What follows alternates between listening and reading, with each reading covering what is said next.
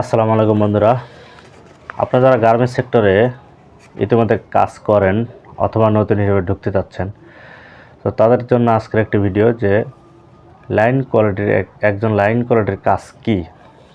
তো আমরা এই পুরো ভিডিওতে জেনে নেব যে লাইন কোয়ালিটির কাজ কি। আশা করি আপনারা পুরো ভিডিও দেখবেন এবং খুব সহজে বুঝতে পারবেন যে একজন লাইন কোয়ালিটির কী কাজ। তো নিজেকে লাইন কোয়ালিটি হিসেবে তৈরি করার জন্য ভিডিওটি আপনি মনোযোগ দিয়ে দেখবেন এবং পুরো ভিডিও দেখবেন। ইনশাল্লাহ আপনার নিজেকে একজন লাইন কোয়ালিটি হিসাবে তৈরি করতে পারবেন ইনশাল্লাহ।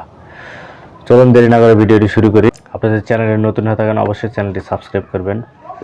ফেসবুক দেখে থাকলে অবশ্যই একটি ফলো করে দেবেন। একজন লাইন কোয়ালিটির আসলে অনেক দায়িত্ব। একটি লাইন পুরো একটা সুইং লাইন, তার উপরে নির্ভর করে সেই লাইনের কোয়ালিটি কেমন হবে, তার উপরে নির্ভর করে তার সেই লাইনের প্রোডাকশন কীরকম হবে, তার উপরে নির্ভর করে এই লাইনের রিওয়ার্ক কেমন হবে, ডিফেক্ট কেমন হবে, তার উপরে নির্ভর করে এই গার্মেন্টসটির গেট আপ কেমন আসবে।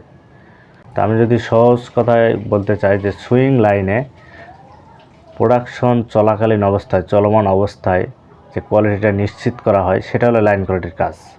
তো এই লাইন কোয়ালিটি কী ধাপে অর্থাৎ কী উপায়ে কোয়ালিটি নিশ্চিত করতে পারবে এগুলো নিয়ে আজকে আমি আলোচনা করব। যেমন একজন লাইন কোয়ালিটির প্রথম কাজ হলো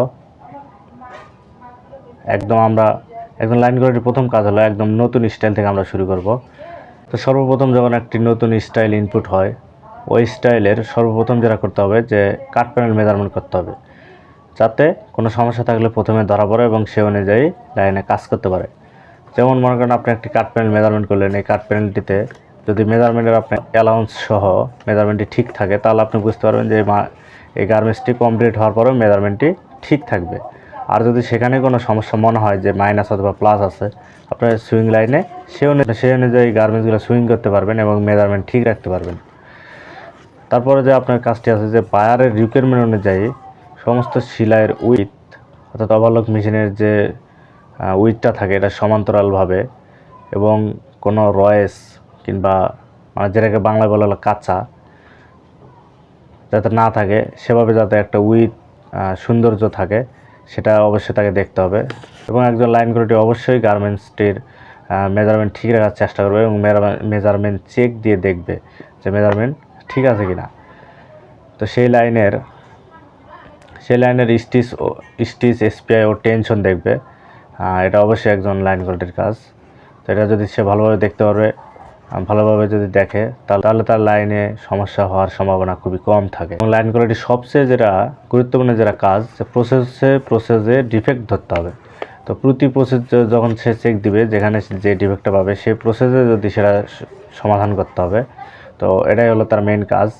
তো যদি প্রসেসে সে সমাধান করতে পারে, তাহলে অবশ্যই আশা করা যায় যে ইন টেবিলে কোনো সমস্যা যাবে না এবং এটা লাইন কোয়ালিটির একটি গুরুত্বপূর্ণ একটা পারফরমেন্স। এই পারফরমেন্সের ভিতরে দিয়ে সে পদোন্নতি পেতে পারে।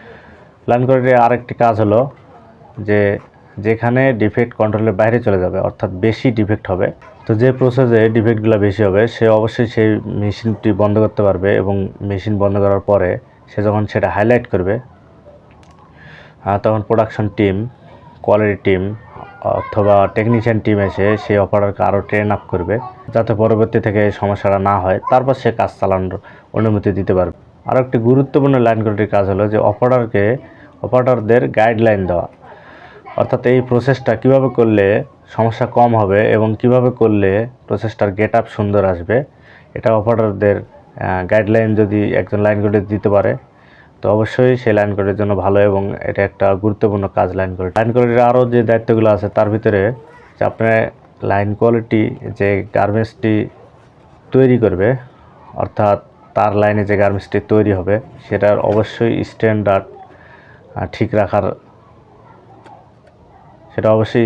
ঠিক রেখে তার কাজ, রিজেকশন এবং রিওয়ার্ক যাতে কম হয় সেভাবে তার কাজ করতে হবে। টেবিলে ডিফেক্ট যাতে কম যায় সেভাবে তার কাজ করতে হবে। তো বন্ধুরা বুঝতেই পারছেন একজন লাইন কোয়ালিটির অনেক দায়িত্ব। তো একজন লাইন কোয়ালিটি যতই দায়িত্ব পালন করবে তত তার পদোন্নতি হওয়ার সম্ভাবনা বেড়ে যায় এবং সে কাজটা শিখতে পারে। তো লাইন কোয়ালিটি আরেকটি যেটা প্রায় সব ফ্যাক্টরিতেই আছে, সেটা হলো বড় একটি দায়িত্ব, যেমন টিএলএস সিস্টেমটি মেনটেন করা, অর্থাৎ ট্রাফিক লাইট সিস্টেম।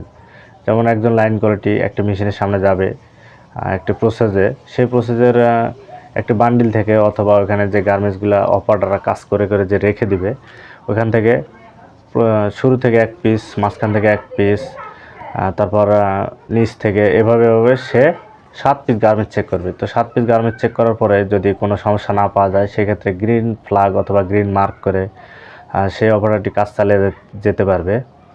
7 পিসের ভিতরে সে যদি কোনো এক পিস মেজর ডিফেক্ট পায়, সেক্ষেত্রে সে অপারেটরকে সে সতর্ক করার জন্য হলুদ মার্ক অথবা হলুদ কার্ড ব্যবহার করে কাজ চালিয়ে যেতে বলবে।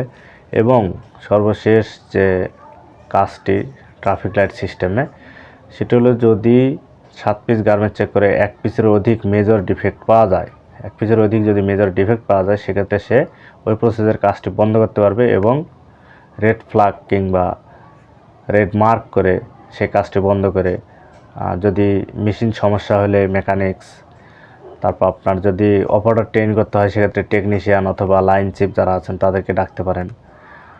যদি বিষয়টি হাইলাইট করার মতো হয়, তাহলে কোয়ালিটি টিম অথবা প্রোডাকশন টিমে যারা ঊর্ধ্বতন কর্মকর্তা আছে তাদের কাছে যেতে পারেন। তো একটি লাইন কোয়ালিটি আসলে দায়িত্বের কোনো শেষ নেই। তো বন্ধুরা, আমি যে সংক্ষেপে যে দায়িত্বগুলো বললাম, এগুলো যদি দায়িত্ব একজন লাইন কোয়ালিটির, তো এই কাজগুলা শুধুমাত্র একজন লাইন কোয়ালিটি করে গার্মেন্টস সেক্টরে।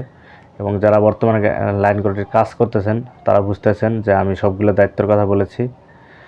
এবং যারা লাইন কোয়ালিটিতে কাজ করতে চাচ্ছেন, তারা এই জিনিসগুলো ভালোভাবে দেখবেন এবং সেভাবে কাজ করবেন। আমি যেই দিক নির্দেশনা দিলাম, এভাবে যদি আপনার কাজ করেন, অবশ্যই আপনার লাইনটি খুবই ভালোভাবে চলবে এবং গুছিয়ে আপনি কাজ করতে পারবেন। ভিডিওটি দেখার জন্য ধন্যবাদ।